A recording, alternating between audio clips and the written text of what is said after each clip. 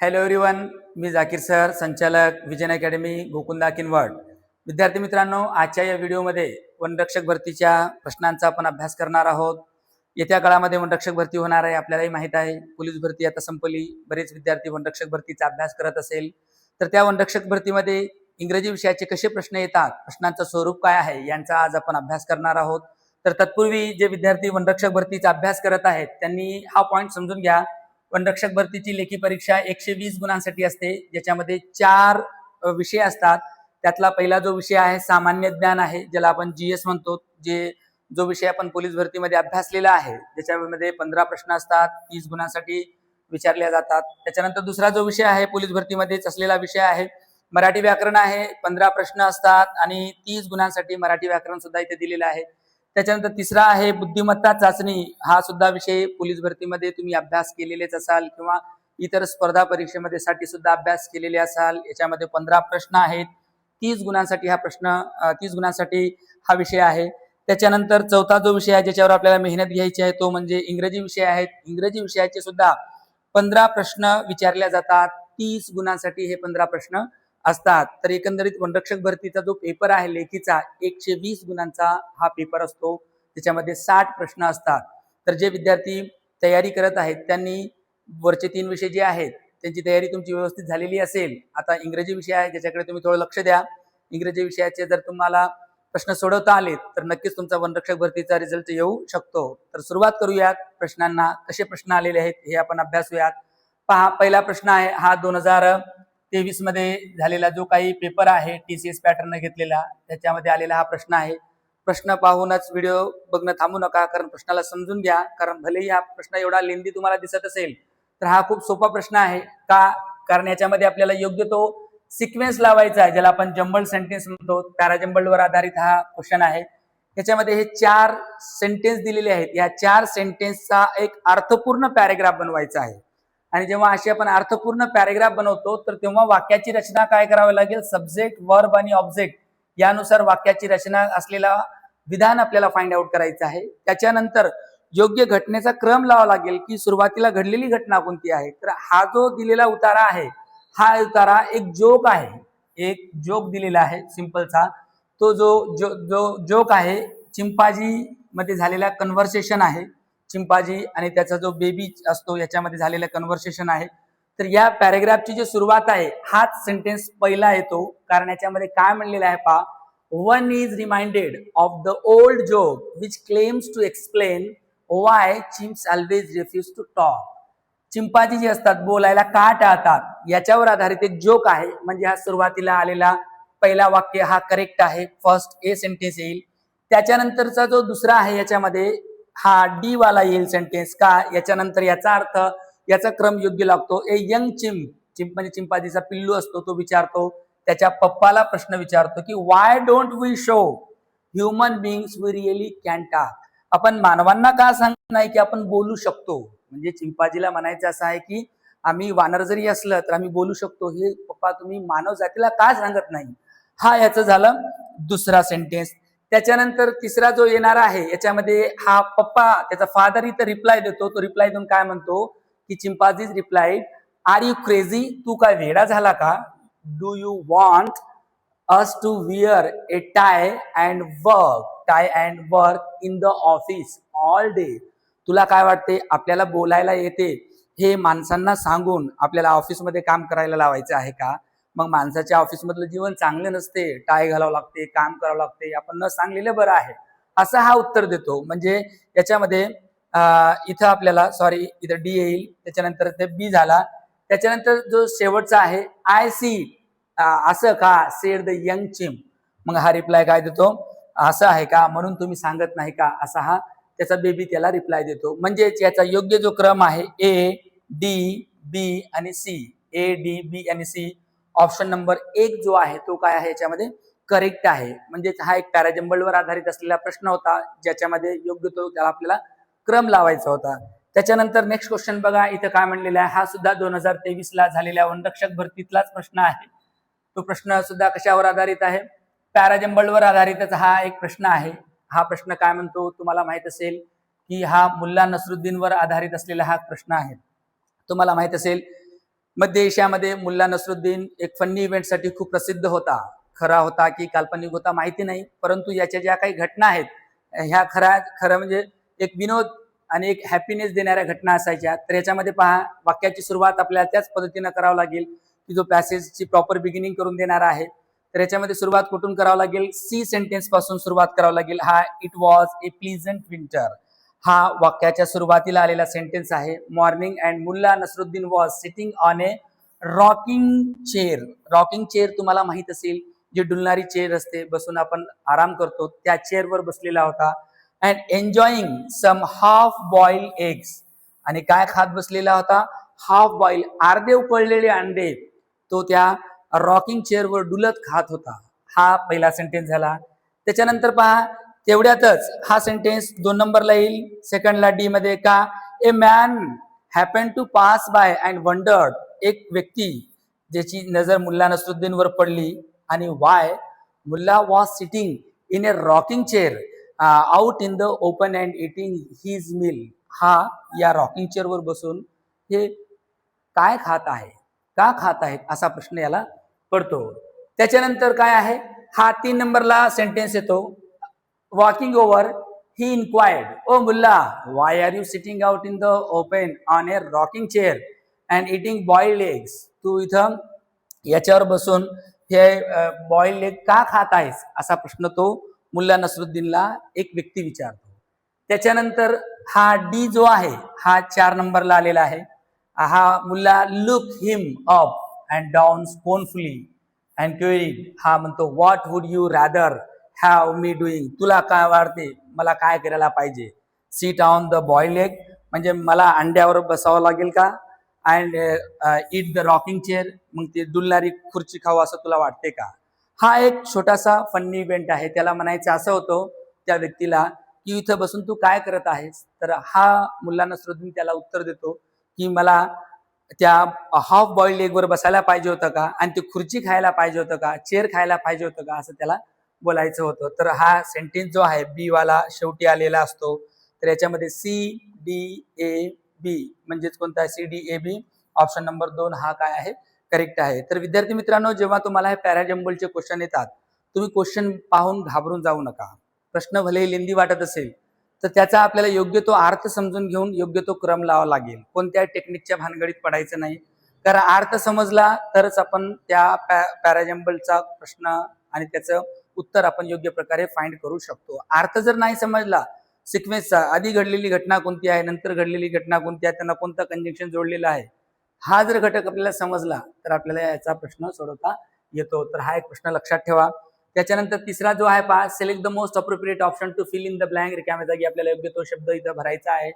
Mohit was late dash dash school because of the heavy rain हा प्रश्न आहे. याच्यामध्ये पहा, इथं in, at, for, about preposition वर आधारित आलेला प्रश्न आहे. तर याच्यामध्ये प्रॉपर आन्सर कोणता येईल? फॉर येईल. का? मोहित वॉज लेट फॉर, शाळेकरिता. फॉर म्हणजे करिता, कशाकरिता? शाळेकरिता त्याला हे होतं, लेट होत होतं, कारण पावसाचा प्रॉब्लेम होता. इन आपण वापरू शकत नाही. इनचा अर्थ आत होतो, ऍट म्हणजे कडे होतो, अबाउट म्हणजे च्या आसपास होतो. म्हणजेच ऑप्शन नंबर 3 अर्थाच्या दृष्टीने तो काय आहे? करेक्ट आहे. तर वनरक्षक भरतीला प्रिपोजिशनवर आधारित एखादा प्रश्न असतो. पॅराजम्बलवर आपण 2 पाहिलोत, प्रिपोजिशनवर 1 पाहिलोत, म्हणजे आता 3 प्रश्न झालेत. त्याच्यानंतरचा पहा, अँटोनिम्स आहेत ज्याला आपण विरुद्धार्थी शब्द म्हणतो. सरफेस आहे, सरफेसचा अर्थ पृष्ठभाग असा होतो. कोणता होतो? पृष्ठभाग. आता याला विरुद्धार्थी शब्द आपल्याला निवडायचा आहे. 4 पर्याय दिलेले आहेत. हे 4 पर्याय पैकी योग्य तो पर्याय आपल्याला घ्यायचा आहे. टॉप, टॉप म्हणजे वरचा होतो. कव्हर ज्याला आच्छादन केलेला म्हणतो. आउटसाइड बाहेरचा, आणि इनसाइड म्हणजे अंतर्भाग. पर्याय नंबर 4 याचं उत्तर करेक्ट आहे. हे एक लक्षात ठेवा. त्याच्यानंतर नेक्स्ट जो आहे पहा, याच्यामध्ये आपल्याला एरर शोधायचा आहे. एरर, मिस्टेक कुठे झालेली आहे? दिलेल्या विधानामध्ये the manner of the boy was so impressive that the rest of the boys were a little फ्रायटेन. तर या दिलेल्या विधानात कोणत्या शब्दाची स्पेलिंग चुकलेली आहे ही आपल्याला शोधायची आहे. तर याच्यामध्ये तुम्हाला दिसत असेल की हा जो शब्द आहे याची स्पेलिंग चुकलेली आहे. इथं FRIGSTENED, फ्रायटेंडेड म्हणजे ज्याला आपण घाबरलेले म्हणतो, घाबरलेला. तर इथं करेक्ट स्पेलिंग ही पाहिजे, याच्यामध्ये स्पेलिंग चुकलेली आहे. तर हा एक पॉईंट लक्षात ठेवा, म्हणजे ऑप्शन नंबर 2 जो आहे याच्यामध्ये याची स्पेलिंग इथं चुकलेली आहे. तर विद्यार्थी मित्रांनो, स्पेलिंगवर आधारित सुद्धा वनरक्षक भरतीला प्रश्न विचारतात. प्रिपोजिशन झालं, एरर झालं, पॅराजंबल झालं, हे एक प्रश्न आपल्याला लक्षात ठेवा. एवढा मोठा प्रश्न आहे, परंतु छोटीशी मिस्टेक आहे. जिथं स्पेलिंगमध्ये चूक झाली, ती चूक आपल्याला काय करायची आहे, इथं शोधायचं आहे. त्याच्यानंतर नेक्स्ट पॉईंट पहा, select the most appropriate option to fill in the blank. रिकाम्या जागी आपल्याला योग्य शब्द फिल करायचा आहे. आणि आय लव्ह रोजेस, रोजेस आवडतात का, दे आर ब्युटिफुल. आता याच्यामध्ये दोचा अर्थ जरी होतो, जरी नाही. ॲज म्हणजे हे करेक्ट आहे. कारण इथं आपण म्हणू शकतो I love roses as they are beautiful, ते ब्युटिफुल असल्यामुळे. सो दॅट आणि अनलेस हे ऑप्शन नाहीत. अर्थानुसार तिथं ॲज हा शब्द तिथं करेक्ट येतो. हा एक पॉईंट लक्षात ठेवा. त्याच्यानंतर नेक्स्ट जो आहे पहा, इथं आपल्याला काय करायचं आहे, वन वर्ड सबस्टिट्यूट आहे. शब्दसमूहाबद्दल एक शब्द, याच्यावर आधारित सुद्धा एखादा प्रश्न येतो. शब्दसमूहाबद्दल एक शब्द, त्याच्यामध्ये स्टडी ऑफ स्पीच साऊंड, ज्याला आपण स्पीच साऊंडचा अभ्यास करणाऱ्या शास्त्राला काय म्हणतो, तो शब्द आपल्याला लिहायचा आहे. त्याच्यामध्ये लिंग्विस्टिक आहे, ज्याला भाषाशास्त्र म्हणतो, हा ऑप्शन नाही. त्याच्यानंतर नेक्स्ट आहे सिमॅन्टिक्स आहे, ज्याच्यामध्ये शब्दांचा विकास, उत्पत्तीचा शास्त्र म्हणतो. त्याच्यानंतर फोनेटिक आहे, ज्याला शब्द उच्चार शास्त्र म्हणतो, हा करेक्ट आहे. आणि फिलिओलॉजी आहे, फिलिओलॉजीला ज्याला आपण म्हणतो भाषा रचना शास्त्र म्हणतो. तर ऑप्शन नंबर 3 जो आहे हा करेक्ट आहे, ज्याच्यामध्ये भाषेचा कशाचा स्पीच साऊंड उच्चाराचा अभ्यास केला जातो, त्याला आपण फोनेटिक्स म्हणतो. हा एक पर्याय लक्षात ठेवा. त्याच्यानंतर नेक्स्ट जे क्वेश्चन आहे पहा, इथं या प्रोवर्बचा योग्य तो अर्थ आपल्याला सांगायचा आहे. It is better to finish something late than to never to do it at all. पहा, एखादी गोष्ट न करण्यापेक्षा उशिरा जरी केलं तरी चालते. चांगली गोष्ट असेल ते न करून थांबण्यापेक्षा मग त्याला उशिरा करणं सुद्धा आपल्यासाठी कधी कधी योग्य ठरतो. म्हणून काय आहे, चांगल्या गोष्टीला वेळ लागला, आपण थांबून जायचं नाही, ती गोष्ट सुरू करायची, उशिरा का होईना मात्र सुरू करायची. याचा अर्थ सांगणारा हा योग्य तो पर्याय आपल्याला निवडायचा आहे. Better late than never, better late than never म्हणजे लेट झालेलं बेटर आहे न करण्यापेक्षा. म्हणजे ऑप्शन नंबर 1 जो आहे हा करेक्ट आहे. बेगर्स कांट बी चूजर्स, म्हणजे जे भिकारी असतात, ज्यांना निवड करू शकत नाही, आपण म्हणतो पैसा लागतो निवड करायला माणसाला, हा नाही. लुक बिफोर यू लिप, एखादे कार्य करण्यापूर्वी आपल्याला योग्य परीक्षण अभ्यास करावा लागेल, असा याचा अर्थ होतो. इझी कम्स इझी गो, एखादी गोष्ट सहज जर मिळवली तर ती सहजच निघून जाते, असा त्याचा अर्थ होतो. म्हणजे ऑप्शन नंबर 1 जो आहे हा काय याच्यामध्ये करेक्ट आहे. त्याच्यानंतर नेक्स्ट जो क्वेश्चन आहे 9 नंबरचा, इथं सिनोनिम्सवर आधारित हा प्रश्न आहे, ज्याला आपण मराठीमध्ये समानार्थी शब्द म्हणतो. समानार्थी विरुद्धार्थी शब्द 1-2 मार्कासाठी विचारले जातात. इथं फॉलो हा शब्द आहे, याला 4 ऑप्शन दिलेले आहेत. फॉलोचा एक अर्थ समजणे असा सुद्धा होतो. फॉलोचा एक अर्थ काय आहे, समजणे असाही एक होतो. तर इथं पहा, पहिला जो ऑप्शन आहे लॉस म्हणजे गमावणे, हा याचा समानार्थी अर्थ होत नाही. स्कॉर्न आहे, ज्याचा तिरस्कार करणे म्हणतो, हा सुद्धा नाही. याच्यानंतर तिसरा जो आहे अंडरस्टँड म्हणजे समजणे आहे. ऑप्शन नंबर 3 याचं उत्तर करेक्ट आहे. त्याच्यानंतर चौथा जो आहे नेग्लेक्ट म्हणजे दुर्लक्ष करणे, हा सुद्धा याचा पर्याय नाही. म्हणून ऑप्शन नंबर 3 जो आहे हा याचं करेक्ट आन्सर. त्यानंतरचा पहा, इथं काय म्हटलेलं आहे, शब्दसमूहाबद्दल एक शब्द इथं विचारलेला आहे. ए ग्रुप ऑफ फिश, म्हणजे माशांच्या समूहाला काय म्हणतात. आता स्वान जो असतो हा मधमाशांचा असतो. कशाचा असतं, मधमाशांचा असतो. आणि त्याच्यानंतर हा फ्लोट जो आहे हा चित्ररथांचा असतो. चित्ररथांचा समूह ज्याला म्हणतो आपण. त्याच्यानंतर इथं स्कूल आहे, स्कूल म्हणजे शाळा आपल्याला माहित आहे, परंतु इथं ए ग्रुप ऑफ फिश, माशांच्या ग्रुपला सुद्धा आपण स्कूल म्हणतो. आणि फ्लक जो आहे हा पक्ष्यांचा असतो. कोणाचा असतो, पक्ष्यांचा असतो. म्हणजेच ऑप्शन नंबर 3 जो आहे याचा करेक्ट उत्तर आहे. म्हणजे वनरक्षक भरतीत शब्दसमूहाबद्दल एक शब्द याच्यावरही आधारित प्रश्न विचारण्याची शक्यता आहे. त्याच्यानंतर पहा, my friend is coming by dash dash 4 o'clock train. हा जो क्वेश्चन आहे कशावर आधारित आहे, आर्टिकलवर आधारित क्वेश्चन आहे. आर्टिकल्सवर आधारित क्वेश्चन आहे. आता इथं तुम्हाला माहित आहे इंग्रजीमध्ये 3 आर्टिकल आहेत, ए अँड द. योग्य तो आर्टिकल आपल्याला इथं निवडायचा आहे. My friend is coming by dash dash 4 o'clock train. आता इथं 4 o'clock ट्रेन याचा अर्थ झालं की इथे स्पेसिफिक इन्फॉर्मेशन झाली, निश्चित माहिती देण्यात आली. कोणत्या ट्रेननं तो येत आहे? 4च्या ट्रेननं. म्हणजे दिलेली इन्फॉर्मेशन स्पेसिफिक आणि निश्चित असेल तर आर्टिकल तिथं द वापरतात, म्हणजेच इथं द आर्टिकल वापरायचं आहे. ए आणि एन का नाही? कारण इथं अनिश्चित स्वरूपाची माहिती जर दिलेली असेल, एखाद्या ट्रेननं येत आहे असं जर म्हणलेलं असेल तर ए ट्रेन म्हणता आलं असतं. परंतु 4 o'clock हा इथे डेफिनेट इन्फॉर्मेशन आहे, म्हणून ऑप्शन नंबर 1 जो आहे करेक्ट आहे. त्याच्यानंतरचा 12वा प्रश्न पहा. इथं योग्य तो वर्ब फिल करायचा आहे, ज्याच्यामध्ये इन्फिनेटिव्ह सहित आहे. I am going to Meerut dash dash my parents. आता माझ्या पॅरेंट्सला भेटायला जात आहे कुठं? मीरटला. तर याच्यामध्ये visit, to visit, visiting, visited. Option number 1 जो आहे टू विजिट हा इथं करेक्ट आहे. कारण असं आहे, विजिट आपण तिथं वापरू शकत नाही ग्रॅमॅटिकली, विजिटिंग पण नाही, विजिटेड पण नाही. का? इथं इन्फिनिट पाहिजे. इथं टू आणि प्लस वर्ब म्हणजे इन्फिनिट झालेला आहे. इथं अर्थानुसार ग्रॅमॅटिकल अचूक जो पर्याय आहे हा पर्याय कोणता आहे? 1 इथं करेक्ट आहे. पहा, नेक्स्ट जे क्वेश्चन आहे, इथं रिकाम्या जागी योग्य तो शब्द फिल करायचा आहे. आणि सदरील जो प्रश्न आहे हा प्रश्न आर्टिकल्स वर आधारित आहे. तुम्हालाही माहित आहे इंग्रजीमध्ये 3 आर्टिकल्स आहेत, ए अँड द. ज्या विद्यार्थ्यांना आर्टिकलचा अभ्यास व्यवस्थित करायचा आहे, आपल्या विजन अकॅडमी किनवट या युट्यूब चॅनलवर आर्टिकलवर आधारित 5 व्हिडिओज बनवलेले आहेत. बेसिक पासून ते ऍडव्हान्स पर्यंत तुम्ही पाहू शकता. तर इथं पहा, one day dash dash old says was having a bath in the river. याच्यामध्ये ओल्ड सेज या शब्दाकरिता आपल्याला एक आर्टिकल वापरायचं आहे. आणि सदरील जो दिलेला शब्द आहे हा एक इंडेफिनिट नाउन आहे, अनिश्चित नाम म्हणतो त्याला आपण. आणि त्याचबरोबर याची जी बिगिनिंग आहे, बिगिनिंग एका वॉवेलने झालेली आहे. आणि वॉवेल नंतर याचं जे साऊंड आहे, साऊंड बी कसं आहे? वॉवेल साऊंड आहे. म्हणून आपल्याला इथं काय करावं लागेल? योग्य तो आर्टिकल घ्यावा लागेल.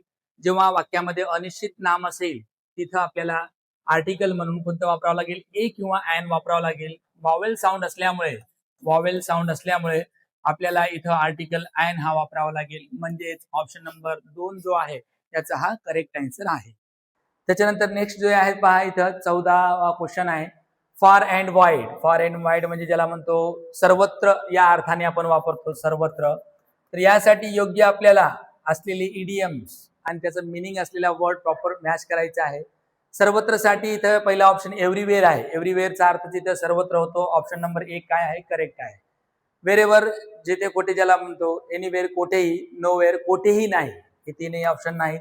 म्हणजेच ऑप्शन नंबर काय आहे? 1 जो आहे फार अँड वाईड, ज्याला सर्वत्र म्हणतो, एव्हरीवेअर हा शब्द तिथं करेक्ट आहे. त्याच्यानंतरचा नेक्स्ट शेवटचा क्वेश्चन पहा विद्यार्थी मित्रांनो. इथं आपल्याला स्पेलिंगवर आधारित प्रश्न आहे. इथं दिलेल्या विधानामध्ये in the early part of the last century malaria was a common disease. आता याच्यामध्ये स्पेलिंग कोणती चुकलेली आहे तुम्ही जर निरीक्षण करत असाल तर याच्यामध्ये मलेरिया असेल, सेंचुरी असेल, हे सगळे करेक्ट आहेत. इथं स्पेलिंग चुकलेला जो वर्ड आहे तो कोणता आहे? डिसीज आहे. याची करेक्ट स्पेलिंग DISEASE